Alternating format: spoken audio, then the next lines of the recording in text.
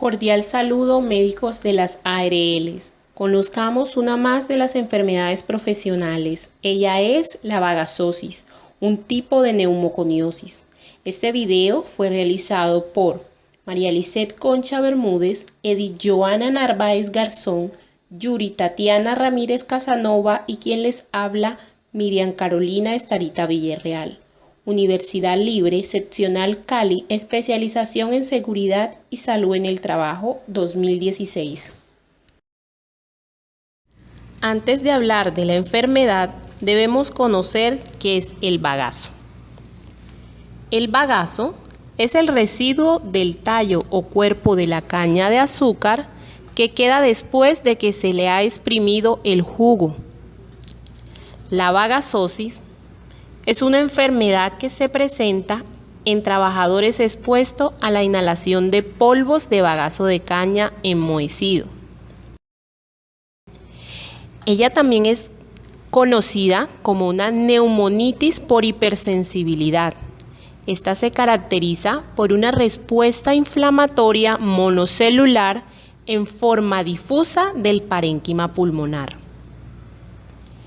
Esta se localiza en la porción distal del árbol respiratorio y abarca desde el bronquiolo terminal respiratorio hasta los alvéolos y los capilares pulmonares.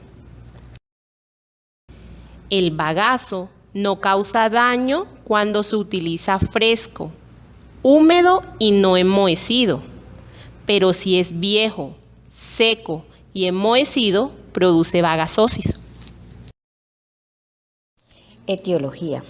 El agente causal de la enfermedad es el Thermoactinomyces vulgaris o el Thermoactinomycetes saccharis. Este es un moho que se desarrolla en el bagazo, o sea en la caña, cuando se ha exprimido para extraer su jugo. Dentro de las ocupaciones en riesgo de padecer la enfermedad, tenemos trabajadores de ingenio, cultivo, recolección, separación, empacado, transporte, producción y utilización del bagazo de la caña de azúcar. Fisiopatológicamente debe existir un factor desencadenante de la enfermedad por inhalación repetida de esporas. En este caso tenemos el Thermoactinomyces saccharis, el cual va a activar las precipitinas y los inmunocomplejos que finalmente van a producir una alveolitis. Hay que tener en cuenta que no todos los antígenos inhalados tienen la capacidad de desencadenar la enfermedad.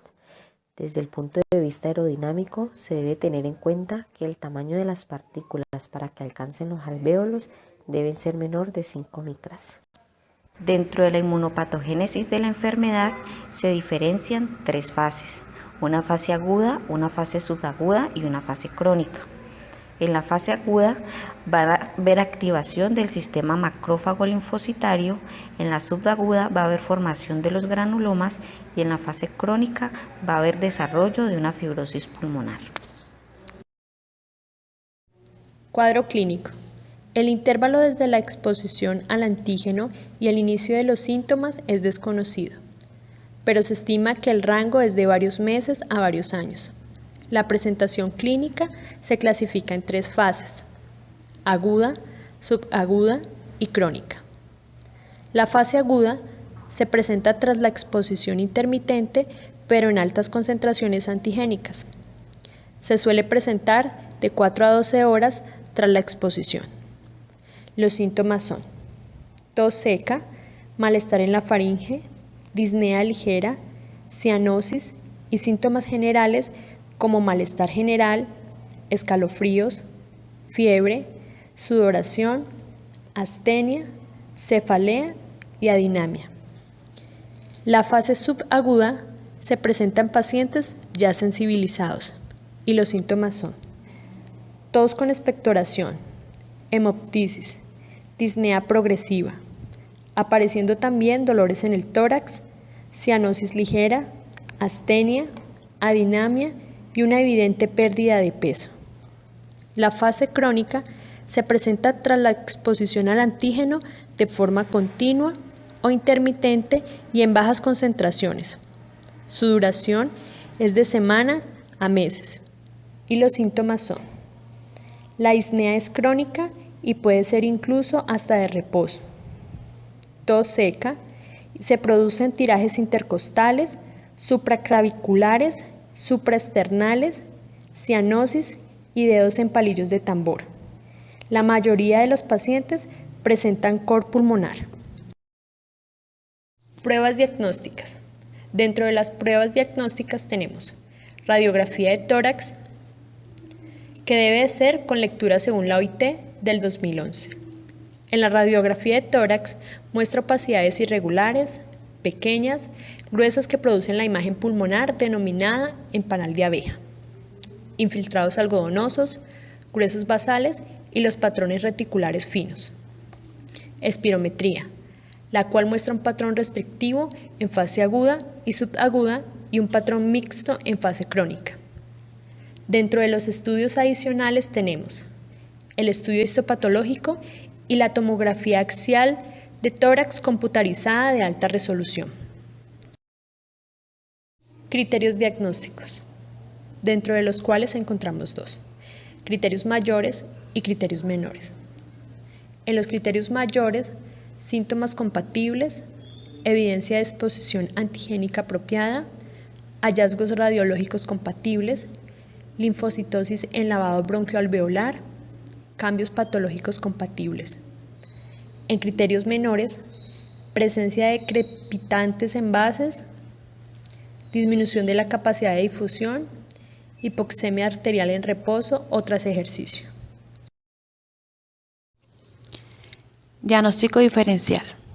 El diagnóstico diferencial se puede hacer con las siguientes enfermedades: tuberculosis, neumonía, micotoxicosis pulmonar, bronquitis crónica, teniendo en cuenta que muchos de los síntomas que se presentan en esas enfermedades también se ven en la vagasosis, como en la tuberculosis, por presencia de sangre en la expectoración, fiebre, pérdida de peso, escalofrío.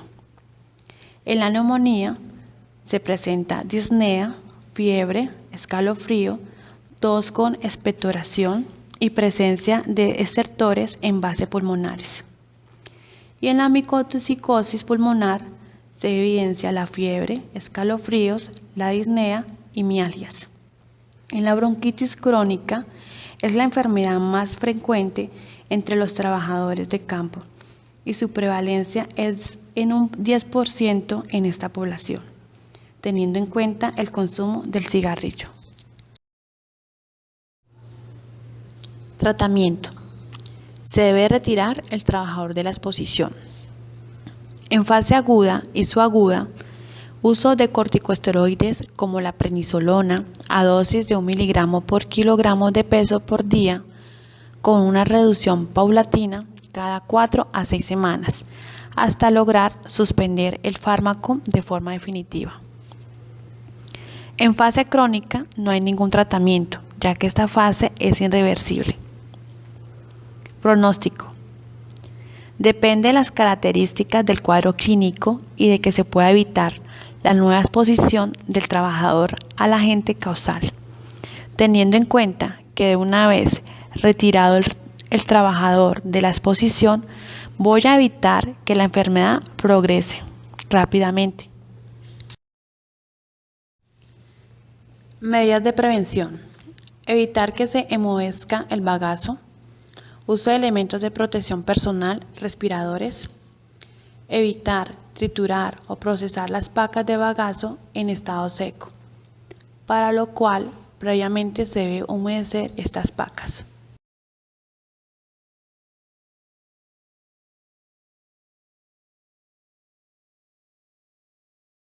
Gracias.